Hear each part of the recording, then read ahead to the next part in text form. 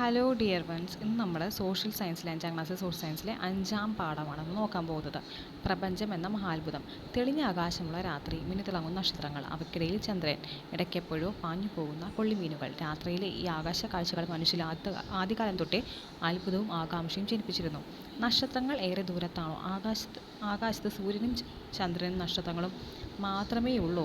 ഇങ്ങനെ എത്രയെത്ര സംശയങ്ങളാണ് മനുഷ്യൻ്റെ മനസ്സിലന്ന് തൊട്ടേ മുളപൊട്ടിയിരിക്കുന്നത്. വിസ്മയിപ്പിക്കുന്ന ഈ ആകാശ കാഴ്ചകളെക്കുറിച്ച് മനസ്സിലാക്കാൻ നിങ്ങൾക്കും ആഗ്രഹമില്ലേ? അതിലേക്കാണ് ഈ പാഠഭാഗങ്ങളെ കൂട്ടിക്കൊണ്ടു പോകുന്നത്. നിങ്ങളൊരു കുടുംബത്തിലെ അംഗമല്ലേ? അതുപോലെ ഭൂമിയും ഒരു കുടുംബത്തിലെ അംഗമാണ്. ഭൂമി ഉൾപ്പെടെ കുടുംബമാണ് സൗരയൂഥം.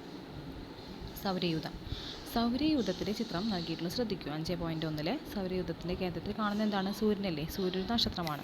സ്വയം കത്തുന്ന ഭീമാകാരമായ ആകാശഗോളങ്ങളാണ് നക്ഷത്രങ്ങൾ. നക്ഷത്രങ്ങൾ വലിയ അളവിൽ താപവും പ്രകാശവും പുറത്തുവിടുന്നു. അപ്പോൾ സൂര്യനോട് അടുത്ത് കിടക്കുന്ന ബുധൻ, ശുക്രൻ, ഭൂമി, ചൊവ്വ, വ്യാഴം, ശനി, യുറാനസ്, നെപ്റ്റ്യൂൺ പിന്നെ കുള്ളൻ ഗ്രഹങ്ങളാണ്. പ്ലൂട്ടോനെ ഗ്രഹങ്ങളിൽ നിന്ന് പുറത്താക്കി. സൂര്യനും ചുറ്റും കറങ്ങുന്ന ആകാശഗോളങ്ങൾ കണ്ടില്ലേ? അവ ഏതെല്ലാമാണെന്ന് നോക്കാം. ബുധൻ, മെർക്കുറി, ശുക്രൻ, വീനസ്, ഭൂമി, എർത്ത്, ചൊവ്വ, മാർസ്, വ്യാഴം, ജൂപ്പിറ്റർ, ശനി, സാറ്റേൺ, യുറാനസ്, നെപ്റ്റ്യൂൺ. സ്വയം കറങ്ങുന്നതോടൊപ്പം ഭൂമിയെ വലം വയ്ക്കുകയും ചെയ്യുന്ന ആകാശഗോളങ്ങളാണ് ഗ്രഹങ്ങൾ. അപ്പോൾ ഗ്രഹങ്ങൾ എന്ന് പറയുമ്പോൾ വെറും കറങ്ങൽ മാത്രമല്ല, സൂര്യനെയും കൂടിയും അത് ചുറ്റണം. സ്വയം കറങ്ങുന്നതോടൊപ്പം സൂര്യനെ വലം വയ്ക്കുകയും ചെയ്യുന്നവയാണ് ആകാശഗോളങ്ങൾ. ചിത്രം 5.1 നിരീക്ഷിച്ച ഗ്രഹങ്ങളുടെ സഞ്ചാരപാത തിരിച്ചറിയൂ. സൂര്യന് ചുറ്റുമുള്ള ഗ്രഹങ്ങളുടെ സഞ്ചാരപാതയാണ് ഭ്രമണപഥം എന്ന് പറയുന്നത്. ഗ്രഹങ്ങളെ വലം വയ്ക്കുന്ന ഗോളങ്ങളാണ് ഉപഗ്രഹങ്ങൾ. ഭൂമിയുടെ ഉപഗ്രഹങ്ങളാണ് ചന്ദ്രൻ.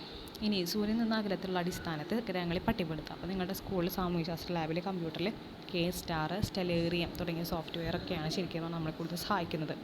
അപ്പോൾ ബുധൻ ഇങ്ങനെയാണ്.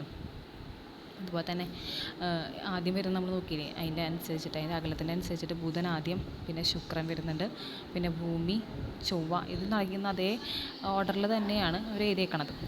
ഇനി നിക്കോളാസ് കോപ്പർനിക്കസ്.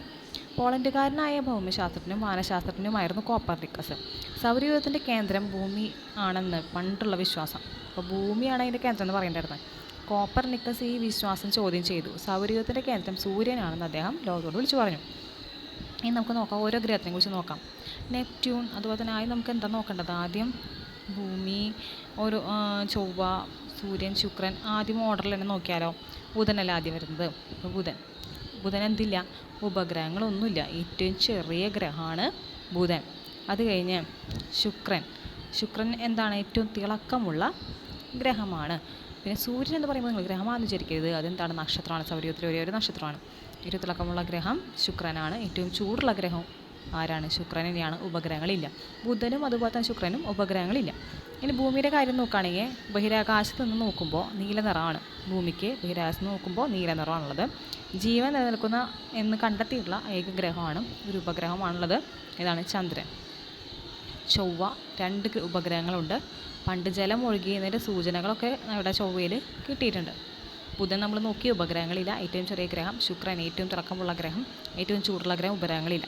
അതുപോലെ തന്നെ ഭൂമി ബഹിരാകാശത്ത് നോക്കുമ്പോൾ നിരന്തരം ജീവൻ നിലനിൽക്കുന്നതായി കണ്ടെത്തിയിട്ടുള്ള ഏക ഗ്രഹം, ഒരു ഉപഗ്രഹം ആരാണ്? ചന്ദ്രൻ. ചൊവ്വ 2 ഉപഗ്രഹങ്ങളുണ്ട്. പണ്ട് ജലം ഒഴുകിയതിൻ്റെ സൂചനകൾ ലഭിച്ചിട്ടുണ്ട്. നമ്മൾ നോക്കുകയാണെങ്കിൽ വ്യാഴത്തിൽ നോക്കുകയാണെങ്കിൽ ഏറ്റവും വലിയ ഗ്രഹമാണ്. 60-ലധികം, വ്യാഴത്തിന് എത്രയാണ്? 60-ലധികം ഉപഗ്രഹങ്ങളുണ്ട്. സൂര്യനെ വലം വയ്ക്കാൻ 12 വർഷമാണ് ആരെടുക്കുന്നത്? വ്യാഴം 12 വർഷം എടുക്കുന്നത് സൂര്യനെ വലം വയ്ക്കാൻ. ശനി ചുറ്റും വലയങ്ങളുണ്ട്. ശനിക്ക് 30-ലധികം ഉപഗ്രഹങ്ങൾ. ഇവിടെ 12-ലധികം, 30-ലധികം ശനിക്ക്.